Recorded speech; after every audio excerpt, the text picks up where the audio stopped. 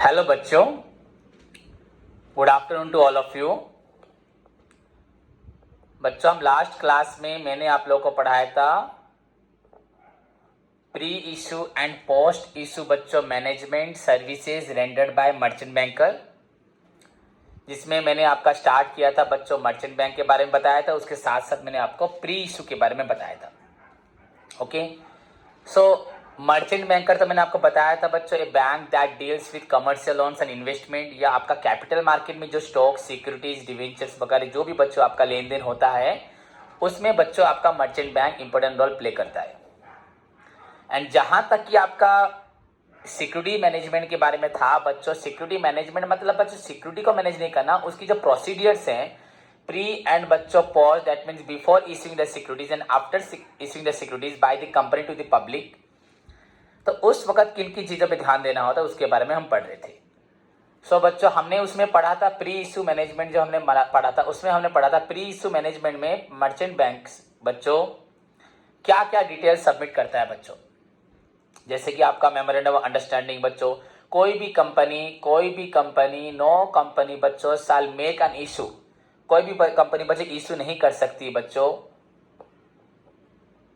Clear, जब तक वो एंटर्स इनटू एन एग्रीमेंट, जब तक वो एग्रीमेंट नहीं करती आपका मर्चेंट बैंकर के साथ, एंड डिस्क्लोज नहीं करती द डिटेल्स ऑफ योर बच्चों issuing the types of security हो, उसका प्राइस हो, उसमें रिस्क हो, उसमें बेनिफिट हो, उसमें गेन हो, डिविडेंड हो, तो कोई भी कंपनी बच्चों आपका इशू नहीं कर सकती जब तक वो एंटर नहीं करती एग्रीमेंट किसके साथ, मर्चेंट बैंकर के साथ। इन रेस्पेक्ट ऑफ देयर बच्चों म्यूचुअल राइट्स एंड ऑब्लिगेशन, उसमें क्या राइट्स है क्या ऑब्लिगेशन सब कुछ स्पेसिफाई होगा।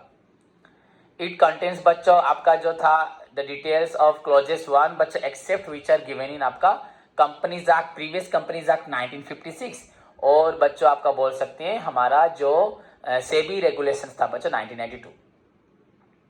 क्लियर बताया तो। So before making an issue बच्चों by the company to the general public, company must required to enter into an agreement बच्चों विथ योर मर्चेंट बैंकर। उसके बाद मैंने आप लोग को बताया था बच्चों आपका allocation of responsibility in case बच्चों a company enters into an agreement to disclose बच्चों the details of your issuing with more than one merchant banker, whereas the more than one merchant banker बच्चों involves in undertaking the responsibility of बच्चों pre-issue management, in that case बच्चों 2 या 3 अगर आपका merchant banker है, किसका क्या responsibility है, कितना लाइबिलिटीज है, ऑब्लिगेशन है, उसका कितना रिस्पॉन्सिबिलिटी, उसका कितना ऑब्लिगेशन है, ये भी बच्चों पूरा एलोकेट हो जाएगा कि कौन ज़्यादा कौन कम, कौन लीड होगा, कोई आपका उसके नीचे रहेगा, दैट विल बच्चों डिस्कशंस होगा। देन बच्चों आपका ड्यू डिलीजेंस सर्टिफिकेट था बिफोर मेकिंग एन इशू बच्चों द मर्चेंट बैंक क्या करेगा, आपका ड्यू डिलीजेंस सर्टिफिकेट बच्चों फर्निश करेगा टू द बोर्ड को कि कंपनी का जो भी था एज पर शेड्यूल 3, उससे ऊपर वाला शेड्यूल 2 था, कंपनी पूरा डिलीजेंटली बच्चों उसका प्रीवियसली जितना भी लोगों से पैसा लेती थी विद इंटरेस्ट या डिवेंचर या जो जो आपका क्लियरेंस करना था वो करती है। देन अपॉइंटमेंट ऑफ को मैनेजर, सिंस मैंने आपको कल बताया था बच्चों इशू करने के लिए वी रिक्वायर्स बच्चों को managers, and there is a limit of बच्चों को मैनेजर्स हु आपका take the entire responsibility of making the for the smooth issuing of securities बच्चों शेयर्स और डिवेंचर्स और जो भी हो, तो को मैनेजर्स का काम होता है बच्चों डिवेंचर या शेयर या सिक्योरिटी को इशू करना। तो अब अभी बच्चों हमें तो पहले को मैनेजर्स को अपॉइंट करने हैं, एंड उसके साथ साथ मर्चेंट बैंकर का काम है कि देखना है, इंश्योर करना है कि बच्चों जितने नंबर ऑफ आपका को मैनेजर्स जरूरत थे उतने ही बच्चों हैं, उससे ज़्यादा नहीं है। पहले तो अपॉइंटमेंट होगा एंड प्लस बच्चों देखना है कि जितने चाहिए थे उतने ही, उससे ज़्यादा या कम को मैनेजर्स नहीं हुए। So this is the next point, 4th number point. पहला पॉइंट तो आपको बोला मैंने आपका मेमोरेंडम ऑफ अंडरस्टैंडिंग बच्चों होगा with the company and the merchant banker. Then allocation of responsibility, उसमें अगर 2 से ज़्यादा या 2 बच्चों मर्चेंट बैंकर रहते हैं तो किसका क्या राइट्स है, किसका क्या ऑब्लिगेशन है वो क्लियर होगा बच्चों शेड्यूल 2 के हिसाब से। देन शेड्यूल 3 में बच्चों ड्यू डिलीजेंस सर्टिफिकेट फर्निश करेगा बोर्ड ऑफ डायरेक्टर्स को। देन उसके बाद बच्चों को मैनेजर्स को अपॉइंट करेगा, एंड अगर उसको देखना भी है जितने को मैनेजर्स की जरूरत है उससे ज़्यादा उनका लिमिट ना हो। Then appointment of other intermediaries बच्चों, अपॉइंटमेंट ऑफ अदर इंटरमीडियरीज बच्चों, अपॉइंटमेंट ऑफ अदर इंटरमीडियरी में क्या होगा, हियर ऑल्सो बच्चों लीड मर्चेंट बैंकर क्या करेगा, shall ensure that the other intermediaries Here also the lead merchant banker बच्चों shall ensure that the other intermediaries, जो भी other intermediaries थे, being appointed, जितने भी अदर इंटरमीडिएट जिनको भी आपका जो इशूइंग करना था शेयर या डिवेंचर उसको स्मूथली करना था, उनको भी अपॉइंट किया गया है। एंड बच्चों देखना है कि वो लोग पहले से बोर्ड ऑफ डायरेक्टर के पास रजिस्टर हुए थे, जिनको बुलाना गया था उन्हीं को बुलाया गया और कोई नहीं आए। अगेन द मर्चेंट बैंकर का रेस्पॉन्सिबिलिटी है बच्चों to check the abilities of the आपका इंटरमीडिएरीज, वेदर वो लोग आपका ठीक तरीके से आपका इशू करने को या प्री जो भी आपका इशू होता है बच्चों शेयर सिक्योरिटी, उसको वो पूरी तरह से कैरी आउट कर सकते हैं कि नहीं। और ज़्यादा जरूरत नहीं है, उसके बाद लिखने की जरूरत नहीं है। देन बच्चों आपको बोला था ऑफर डॉक्यूमेंट बोला था, द ड्राफ्ट ऑफर डॉक्यूमेंट बच्चों, the draft offer document file with the बच्चों बोर्ड। जो हम ड्राफ्ट ऑफर डॉक्यूमेंट जो पब्लिक को हम लोग शेयर या डिवेंचर इशू कर रहे हैं बच्चों, उसका जो ड्राफ्ट ऑफर डॉक्यूमेंट होता है बच्चों, जो ड्राफ्ट ऑफर डॉक्यूमेंट होता है बच्चों, जो आप बोर्ड ऑफ डायरेक्टर्स को दोगे बच्चों, बोर्ड के सामने प्रेजेंट करोगे, वो पहले से बच्चों 21 डेज पहले से ही बच्चों पब्लिक के सामने दिया गया होगा। इनफैक्ट बच्चों आपका जो होते हैं आपके सेबी स्टॉक एक्सचेंज में भी उसको आपको प्रेजेंट आपने इसको किया होगा, जहाँ पे आपके स्टॉक्स रजिस्टर होते हैं, लिस्टेड होते हैं। यहाँ तक हम लोग प्रीवियस क्लास में पढ़े थे बच्चों। मेमोरेंडम ऑफ अंडरस्टैंडिंग, आपका appointment of allocation of responsibility, उसके बाद बच्चों ड्यू डिलिजेंस सर्टिफिकेट्स, आपका appointment of co managers, appointment of other intermediaries, offer document. ये सारे पॉइंट्स थे बच्चों जिससे हमें बस इतना जानने को मिला कि आपका कंपनी प्री इशू मैनेजमेंट में क्या क्या करती है। 5 पॉइंट। उसके बाद बच्चों नेक्स्ट पॉइंट आपका है dispatch of issue material. Dispatch of बच्चों इशू मटेरियल। तो what are dispatch of issue material क्या है बच्चों? हियर द बच्चों lead merchant banker shall ensure that all बच्चों documents for public issue. Here the lead मतलब बच्चों मेन मर्चेंट बैंकर जिसने ज्यादा रिस्पॉन्सिबिलिटी ली होगी, जब मेन रोल प्ले कर रहा है बच्चों आपका प्री इशू मैनेजमेंट में। आपको ये बात भी बताई थी जो प्री इशू मैनेजमेंट में होगा वो लोग पोस्ट इशू मैनेजमेंट में नहीं होंगे। So here the lead merchant banker बच्चों shall ensure that all documents for public issue, जितने भी डॉक्यूमेंट्स चाहिए बच्चों आपको पब्लिक को इशू करने से पहले, पब्लिक को प्रोस्पेक्टस देना है, पब्लिक को इन्फॉर्मेशन जो भी देना है, एंड बच्चों अदर इशू मटेरियल, जितने भी इशू करने के लिए जो भी आपके डॉक्यूमेंट्स आप पब्लिक को पेपर में हो, आपका प्रोस्पेक्टस के थ्रू हो, ऑनलाइन पे जो भी आपको इशू करना है, are dispatched to the various बच्चों स्टॉक एक्सचेंज को हुआ है, ब्रोकर्स को हुआ है, आपका बैंकर्स को हुआ है, इन्वेस्टर्स को हुआ है, एसोसिएशन को, सभी को दिया गया है बच्चों। पॉइंट है डिस्पैच ऑफ इशू मटेरियल। यहाँ पे lead merchant banker shall ensure that the all documents relating to बच्चों issue of shares debentures are dispatch. हमें शेयर डिवेंचर इशू करने से पहले उसको रिलेटेड जो डॉक्यूमेंट्स है बच्चों are dispatch to all the parties बच्चों। वो आपका स्टॉक एक्सचेंज को दिया जाएगा, इन्वेस्टर्स को दिया जाए, आपका बैंकर को दिया जाए, आपका ब्रोकर को दिया जाए, एसोसिएशन बच्चों जिसको इन एडवांस आपका शेयर डिवेंचर इशू करने से पहले बच्चों आप जो डॉक्यूमेंट्स होंगे इशू करने के लिए, जो मैंडेटरी डॉक्यूमेंट्स है जो आपको लोगों को बताना है, जैसे आपको public company invite the public for subscribing बच्चों शेयर डिवेंचर जो भी हो बाय इशूइंग प्रोस्पेक्टस जैसे होता है, तो वैसे बच्चों द ऑल डॉक्यूमेंट जो आपका चाहिए वो लीड मर्चेंट बैंकर इंश्योर करेगा कि सारे डॉक्यूमेंट्स हमने डिस्पैच कर दिए हैं बच्चों स्टॉक एक्सचेंज को, ब्रोकर्स को, बैंकर्स को, इन्वेस्टर्स को, जो भी एसोसिएशन है सबको दिया गया है एज एग्रीड अपन, सबको दिया गया होगा। Okay, this is the next point, आज का पॉइंट बच्चों डिस्पैच ऑफ आपका इशू मटेरियल। देन उसके बाद नेक्स्ट पॉइंट है बच्चों no complaint certificate after 21 days from the date of draft. हमें जो ड्राफ्ट ऑफर डॉक्यूमेंट पढ़ा है, हम बोर्ड ऑफ डायरेक्टर को ड्राफ्ट ऑफर डॉक्यूमेंट देने से पहले ये चीज हम 21 डेज तक जनरल पब्लिक को देंगे। पब्लिक को देने से क्या होगा, सपोज मैं मर्चेंट बैंकर हूँ, पब्लिक में से कोई भी कंप्लेन या कोई कमेंट देगा कि हाँ इस कंपनी में हमने पैसा रखा था, पैसा नहीं मिला, इत्यादि इत्यादि जो भी बोलेगा कंपनी के ऊपर कुछ भी तो आएगा। सो बच्चों after 21 days from the date of draft offer document which was publish to the public बच्चों दिया गया था, विच इज पब्लिश बच्चों पब्लिक को या जनरल पब्लिक को हम जो ड्राफ्ट ऑफर डॉक्यूमेंट देते हैं उसके 21 डेज के बाद हम लोग उसे किस देते हैं, बोर्ड को देते हैं। हाँ, तो उसको हम 21 डेज के बाद बच्चों बोर्ड को देंगे। बट 21 डेज के बाद जब हम ब्रॉड को देंगे बच्चों, वहां पे हमें फाइल फर्निश करना पड़ेगा। आफ्टर 21 डेज फ्रॉम द बच्चों आपका providing the draft of a document आपका to the general public, which is again बच्चों पब्लिक किसको दिया जाता है आपका, तो उसमें आपका लीड मर्चेंट बैंकर बच्चों फर्निश करेगा कि कोई कंप्लेन पब्लिक से मिली थी क्या, किसी पब्लिक ने प्रीवियसली कंपनी के ऊपर कोई भी इश्यूज या कोई कंप्लेंट दिया है, कोई ऑब्जेक्शन किया है, a statement by whether it is propose to amend the draft offer और नॉट, कि एक्चुअली जो प्रपोजल दिया था वो ड्राफ्ट ऑफर डॉक्यूमेंट में डिटेल्स लिखा है कि नहीं लिखा। दैट मीन्स बच्चों एक्चुअली ड्राफ्ट ऑफर डॉक्यूमेंट जो हम जिसके लिए शेयर या डिवेंचर के लिए इशू कर रहे हैं वो एक्चुअली उसी के लिए रिक्वायर्ड है कि नहीं।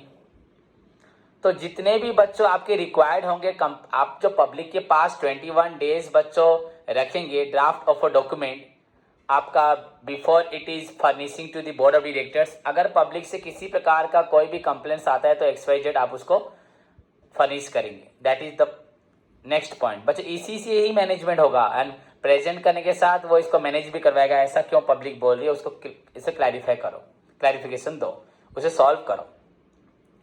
देन बच्चों मैंडेटरी कलेक्शन सेंटर, बस समझ में आ रहा है आप लोग को। मैंडेटरी कलेक्शन सेंटर, जब पब्लिक को शेयर डिवेंचर इशू करा जाएगा तो वो पैसा तो पब्लिक से लिया जाएगा, तो पैसा कहाँ कलेक्शन होगा, कैसे होगा देखते हैं।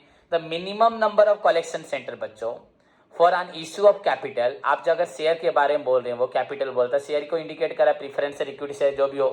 सो बच्चों minimum number of collection center for आपका an issue of capital shall be बच्चों the 4 metropolitan center situated at Mumbai हो, दिल्ली हो, कोलकाता है, चेन्नई हो। तो बच्चों वेरी सिंपल पॉइंट है आपका mandatory collection centre. The minimum number of बच्चों आपका जो है collection center for issue of capital, अगर हम शेयर छोड़ते हैं प्रीफरेंस शेयर तो उनका जो पैसा कलेक्शन होगा, तो कलेक्शन सेंटर बच्चों मिनिमम आपका 4 आपका इंडिया का मेट्रोपॉलिटन सिटीज रहेगा, वो है दिल्ली, कोलकाता, मुंबई, चेन्नई। वेयर द बच्चों स्टॉक एक्सचेंजेस आर लोकेटेड, जहां पे इंडिया के स्टॉक एक्सचेंज है। तो आप लोग शायद पढ़े भी हो, कोलकाता का लायन स्टॉक एक्सचेंज, बॉम्बे का बॉम्बे स्टॉक एक्सचेंज, सब पढ़े हो बच्चों। सो बच्चों आपका मैंडेटरी कलेक्शन सेंटर, इसको भी आपका lead merchant banker, merchant banker उसको भी देखेगा कि हमारे जितने कलेक्शन सेंटर होने चाहिए इंडिया में फॉर कलेक्टिंग द बच्चों issue of capital money by issuing of capital, that must be बच्चों इन द 4 मेट्रोपॉलिटन सिटीज, वो दिल्ली, कोलकाता, मुंबई एंड चेन्नई होगा। Where the stock exchanges are available located, the issuer company shall be free to appoint as many as location, as many as बच्चों आपका collection centre. ईश्वर company चाहेगी बच्चों नागपुर में हो, कानपुर में हो, पुणे में हो, भुवनेश्वर में हो, कटक में हो, आपका हैदराबाद में हो, जहां पे भी हो, चंडीगढ़ में हो, कहीं पे भी आपका कलेक्शन सेंटर कर सकती है। बट बच्चों minimum for collection centres are mandatory, the point is mandatory collection centre as per your requirement, as per the number of securities you are going to issue, as per the amount involved in the securities, कितना आपकी requirements है, कितनी security आप issue करने जा रहे हो, कितने बड़ा पैसा पब्लिक से उठा रहे हो, उसके ऊपर डिपेंड करके बच्चों आपको क्या करना है, कलेक्शन सेंटर बनाना है। जहाँ जहाँ से पैसा 50,000 करोड़ पैसा चाहिए तो बहुत सारे हमें अमाउंट चाहिए, तो कितना बड़ा बड़ा आपका सर कितना आपके कलेक्शन सेंटर होंगे वो आप जान लो खुद। But the minimum number of mandatory collection center must be the 4 metropolitan cities आपका where the stock exchanges are actually located, which are आपका बॉम्बे, दिल्ली, कोलकाता एंड चेन्नई। ये आपके 4 कलेक्शन सेंटर हैं। देन बच्चों authorise collection agents, authorise collection agent, देखो आपका points कैसे कैसे जा रहे हैं, समझ में आया आपका। आज जो पढ़ा है बच्चों, मैंने आपको जो पॉइंट्स आज बताए, आपका dispatch issue materials, no complaint certificate, mandatory collection centre, देखो कितने सारे पॉइंट्स हैं प्री इशू मैनेजमेंट के लिए। हमने प्रीवियसली कल पढ़ा था मेमोरेंडम ऑफ अंडरस्टैंडिंग, कंपनी और बैंक मर्चेंट बैंकर के अंदर ये सब होगा जिसमें डिटेल्स लिखा होगा प्लस राइट ऑब्लिगेशन लिखा होगा। एंड अगर बाई चांस बच्चों अगर आपके मोर देन 1 मर्चेंट बैंकर होते हैं तो वहां पे आपका एलोकेशन ऑफ रेस्पॉन्सिबिलिटी होता है। थर्ड में आपका बच्चों होता है आपका क्या बोला था, ड्यू डिलिजेंस सर्टिफिकेट। फोर्थ में बच्चों, फोर्थ बिट आपका होता है appointment of co managers, then appointment of other intermediaries हुआ। उसके बाद due draft of a document. Okay, draft of a document के बाद बच्चों अदर जो डॉक्यूमेंट्स आपके हैं उसको डिस्पैच करना है। किस किस को डिस्पैच करना है? स्टॉक एक्सचेंज को करना है, ब्रोकर को करना है, बैंकर को करना है, इन्वेस्टर्स को करना है, सबको करना है। देन बच्चे नो कंप्लेंट सर्टिफिकेट, जो 21 डेज तक हमने पब्लिक के सामने जो दिया था before furnishing to the board, उसके बारे में आपको क्या इन्फॉर्मेशन मिली वो आपको फर्निश करना है। देन उसके बाद अभी बोला आपका मैंडेटरी कलेक्शन सेंटर, आपकी रिक्वायरमेंट के हिसाब से आप कितने भी कलेक्शन सेंटर देश में कर सकते हो, बट आपका मिनिमम बच्चों 4 मेट्रोपॉलिटन सिटीज होने चाहिए, मुंबई, कोलकाता, दिल्ली, चेन्नई, जहां पे आपके स्टॉक एक्सचेंज अवेलेबल है, बाकी उससे भी ज्यादा रख सकते हैं। देन ऑथराइज कलेक्शन एजेंट बच्चों, the issuer company can also appoint बच्चों अन ऑथराइज कलेक्शन एजेंट। आपका कलेक्शन एजेंट कौन होगा? In consultation with the lead merchant banker. Lead merchant बच्चों मेन मर्चेंट बैंकर जो होगा उससे बातचीत करके, उससे कंसल्ट करके वो बोलेगी अभी हमने कलेक्शन सेंटर बना दिया, आप कलेक्शन एजेंट, हमारा मेन एजेंट कौन होगा, कौन कौन हमारे एजेंट्स होंगे, जो लोग हमारे उस ऑथराइज सेंटर में पैसा कलेक्शन में रहेंगे। जैसे हम लोग बोलते हैं ना LIC में एजेंट वगैरह होते हैं, तो वैसे वहां पे भी रहेंगे। सब्जेक्ट टू बच्चों necessary disclosure including the names and address of such agent. वहां पे आपको डिटेल ऑफ द एजेंट, कैसे अपॉइंटमेंट हुए, उनका नेम क्या है, उनका एड्रेस क्या है, डिटेल्स सारे बच्चों, सारे डॉक्यूमेंट्स रहेंगे। नहीं तो एजेंट पैसा लेके भाग जाएंगे कंपनी के नाम से। क्लियर बच्चों? सो लीड मर्चेंट बैंकर बच्चों, आप ईश्वर कंपनी तो आपको अपॉइंट, ईश्वर कंपनी बच्चों अपॉइंट करेगी जितने भी आपको ऑथराइज एजेंट हैं, एंड इस चीज को जांच करेगी, किसके साथ कंसल्ट करेगी अपॉइंटमेंट? आपका lead merchant banker. Then lead merchant banker उनका नेम, एड्रेस, डिटेल्स वगैरह सब कुछ कैप्ट करके रखेगी, सो दैट कोई भी एजेंट किसी प्रकार का सिक्योरिटी का मिसयूज या कैपिटल का मिसयूज ना करे, लेकिन ना भाग जाए। जैसे हमें जॉब मिलती है वैसे उनको भी अपॉइंटमेंट किया जाएगा। देन बच्चों मार्केटिंग एंड अंडरराइटिंग। देखो अब सब कुछ तो हो गया, हमने डिटेल्स कर दिया। अब आपका इशू करने के लिए कलेक्शन सेंटर भी हो गया, इशू को कलेक्ट करने के लिए एजेंट्स भी हो गया। अब बच्चों, अब आपको लोगों को मार्केटिंग करना है कि हमारे कंपनी में इन्वेस्ट करो, हमारी कंपनी का प्रीवियस परफॉर्मेंस ये है, हमारी कंपनी इतना अच्छा अट्रैक्टिव रिटर्न देती है, कम आपका ब्रोकरेज लेती है, हाई रिटर्न है। ये सब आप जो आपको मार्केटिंग करना है, डिटेल्स ऑफ योर बच्चों सिक्योरिटी इशू करने के लिए, शेयर डिवेंचर इशू करने के लिए आपको पैसा चाहिए तो आप मार्केटिंग करेंगे।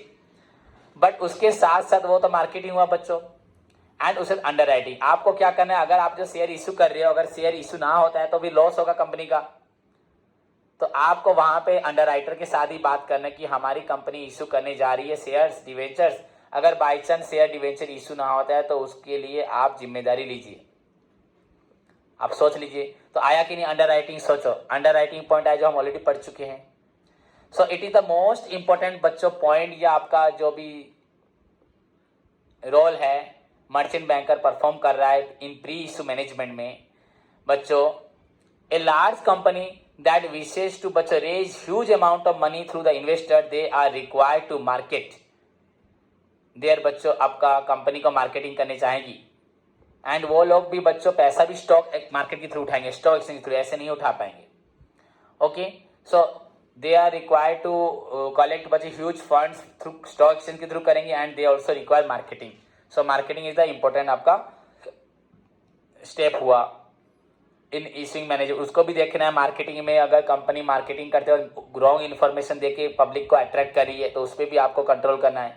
देन बच्चों under writing, beside the marketing the issuer company is also required to enter into an agreement बच्चों with the आपका अंडरराइटर। आप बोलोगे सर इसमें मर्चेंट बैंकर का क्या रोल है?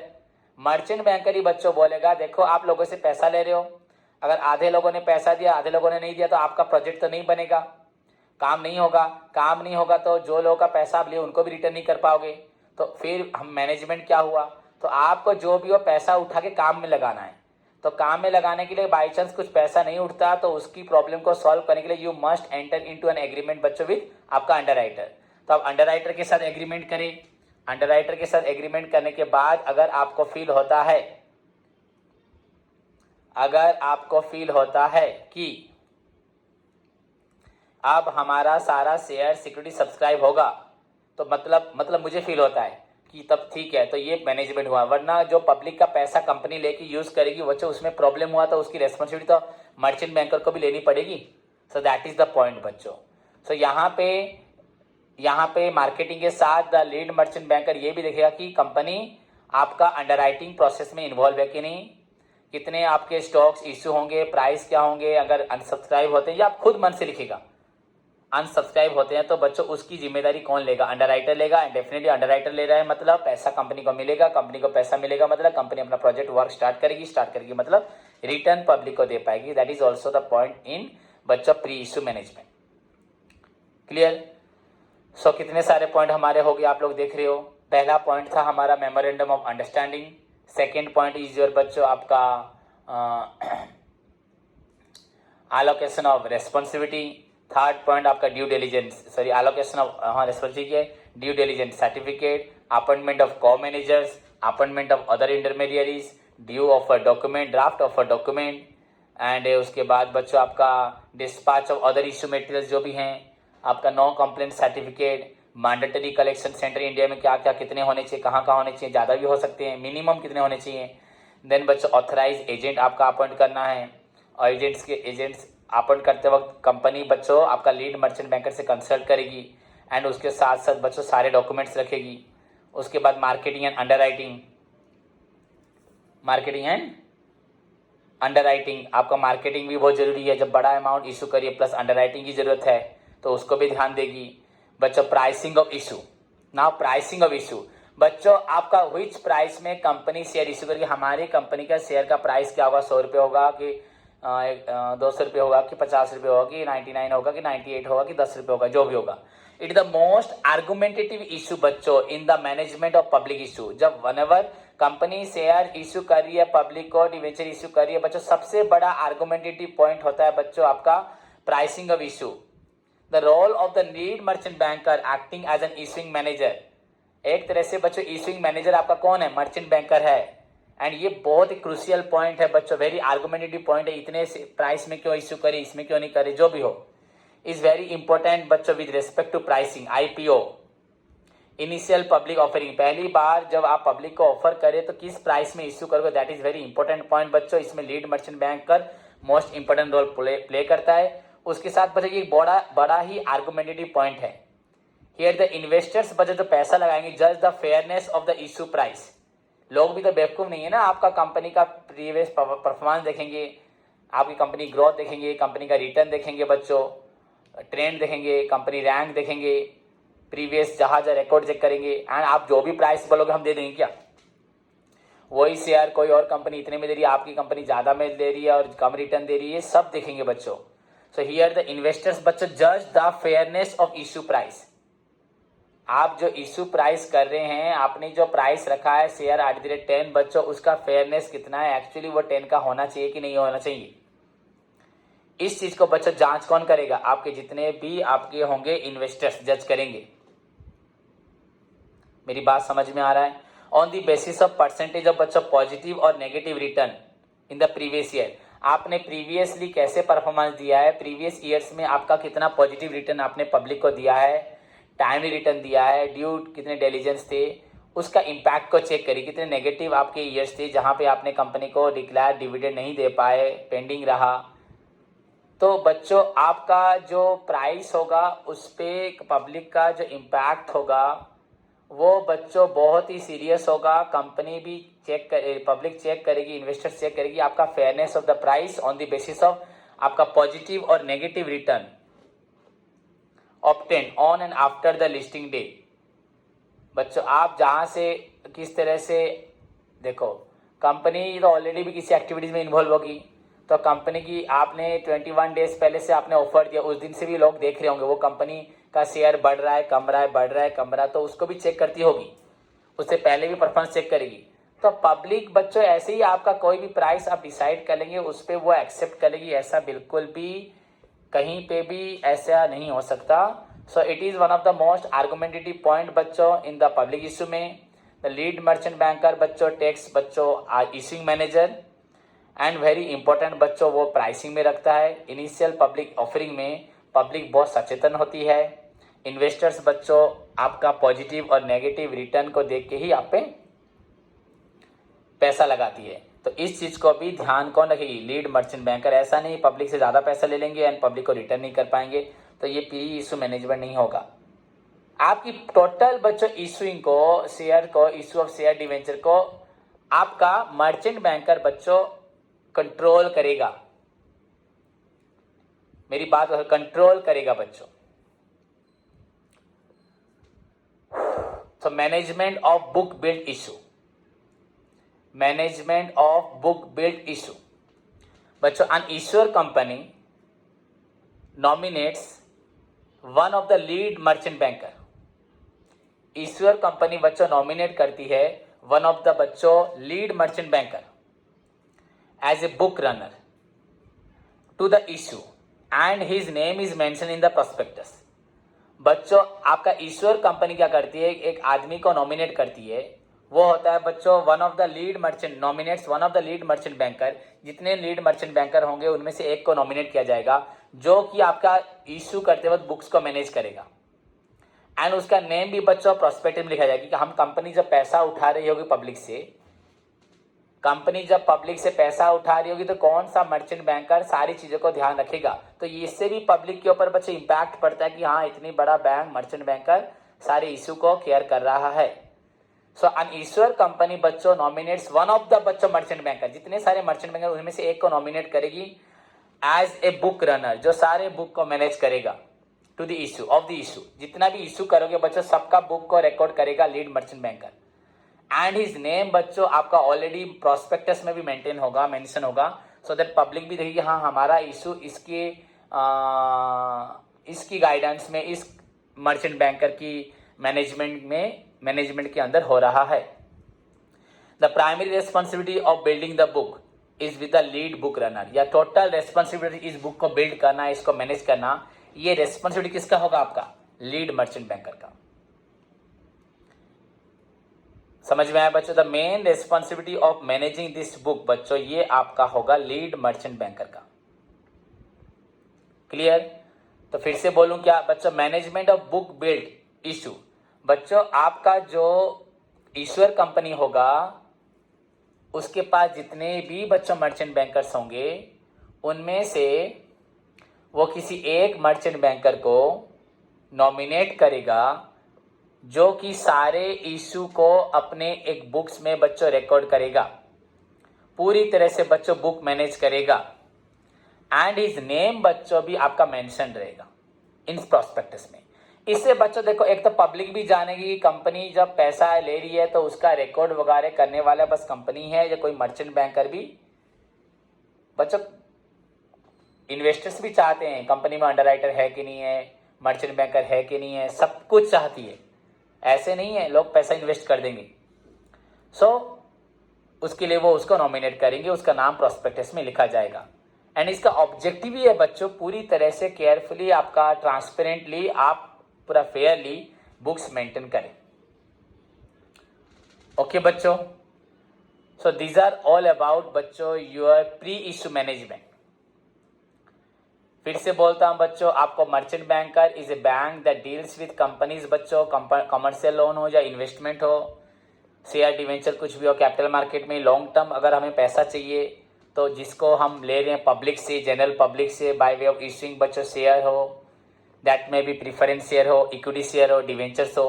तब जब कंपनी इशू करके पैसा ले रही है बच्चों, तो कंपनी जब इशू करती है शेयर डिवेंचर्स तो उस वक्त कंपनी की इशू को मैनेजमेंट करने की बहुत जरूरत होती है। Before issue and after issue. Before issue किस तरह से पूरा अच्छे से परफेक्टली पूरा रूल्स के साथ बच्चे इशू होगा, एंड आफ्टर इशू मतलब बच्चों ने जो कंपनी ने पैसा लिया उस पैसे को भी कंपनी अच्छे से यूटिलाइज करेगी। तो ये after issue management. So pre issue and post issue management. Pre issue management में मर्चेंट बैंकर क्या क्या सबमिट करेगा, क्या क्या डिटेल्स डिस्क्राइब करेगा बच्चों, मेमोरेंडम ऑफ अंडरस्टैंडिंग को डिस्क्राइब करेगा, आपका एलोकेशन ऑफ रेस्पॉन्सिबिलिटी करेगा अगर more than one merchant banker है, ड्यू डिलिजेंस सर्टिफिकेट फर्निश करेगा बच्चों, डिस्क्लोज करेगा before the board, appointment of co managers करेगा एंड एंश्योर करेगा जितने चाहिए उतने ही है, ज़्यादा नहीं है, अपॉइंटमेंट ऑफ अदर इंटरमीडिएट करेगा। ओके, उसके बाद बच्चों आपका draft of a document 21 days पहले देगा पब्लिक को एंड इनफैक्ट देगा स्टॉक एक्सचेंज को। डिस्पैच ऑफ अदर मटेरियल्स करेगा। देन पब्लिक से नो कंप्लेंट सर्टिफिकेट मिला कि उसके बारे में डिक्लेरेशन देगा। मैंडेटरी कलेक्शन सेंटर फिक्स करेगा, minimum 4 in the metropolitan city, पर ज़्यादा भी हो सकता है। आपका ऑथराइज एजेंट, आप वो कलेक्शन एजेंट को भी अपॉइंट करेगा। देन मार्केटिंग करेगा, अंडर राइटिंग करेगा। देन प्राइसिंग ऑफ इशू बच्चों द मोस्ट आर्गुमेंटेटिव पॉइंट है बच्चों इशू में, जिसपे पब्लिक ज़्यादा ध्यान देती है।